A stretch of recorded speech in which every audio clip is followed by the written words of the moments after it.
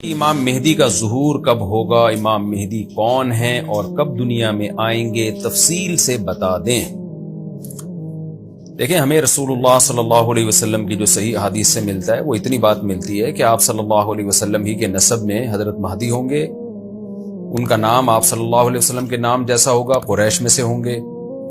اور جس دور میں آئیں گے وہ حضرت عیسیٰ علیہ السلام بھی انہی کے بعد فوراً نازل ہوں گے، اس دجال بھی اسی وقت ظاہر ہوگا۔ یہ تینوں چیزیں ایک ہی وقت پہ ہوں گی، دجال،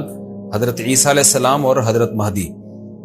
اور حضرت مہدی دمشق میں مسجد میں نماز کے لیے کھڑے ہوں گے کہ اچانک حضرت عیسیٰ علیہ السلام فرشتوں کے کندھوں پہ ہاتھ رکھ کے دمشق کے مینار پہ اتریں گے، پھر وہاں سے سیڑھیوں سے نیچے آئیں گے کیونکہ دارالاسباب میں داخل ہو چکے ہیں۔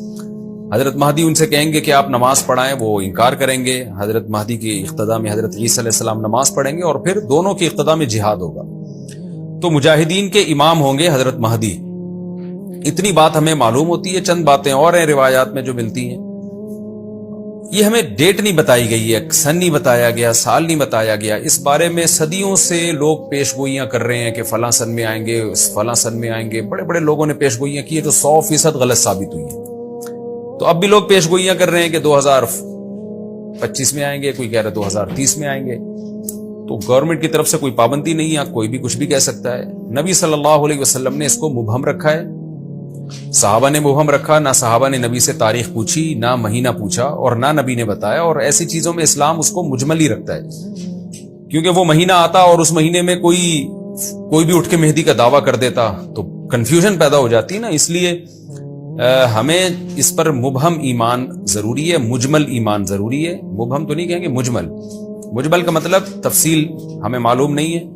بس ہمیں پتہ ہے کہ ایک وقت آنے والا ہے قرب قیامت میں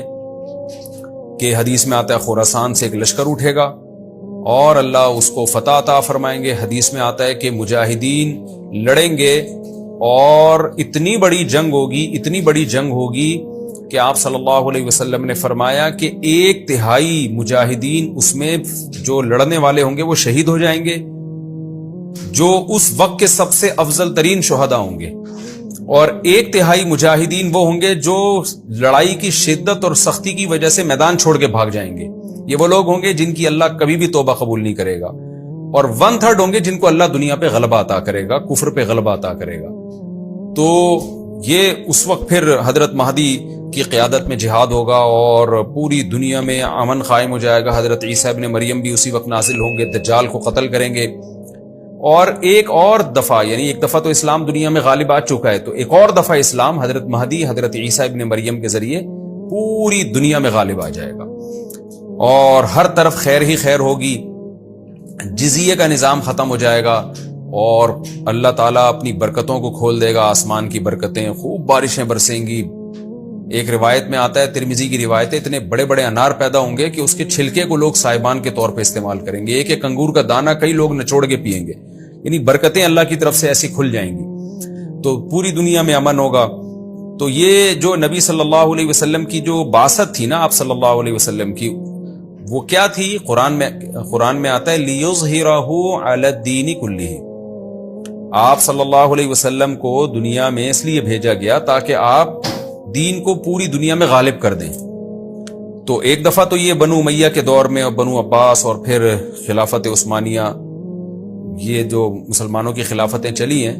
تو بنو امیہ اور بنو عباس کے دور میں تو اسلام پھیل گیا تھا، پوری دنیا جتنی بھی مہذب دنیا تھی اس میں اسلام ہی اسلام تھا، یعنی اسلامی حکومت تھی، سب مسلمان نہیں تھے لیکن حکومت اسلامی تھی، سب مسلمانوں کے زیر سایہ تھے۔ تو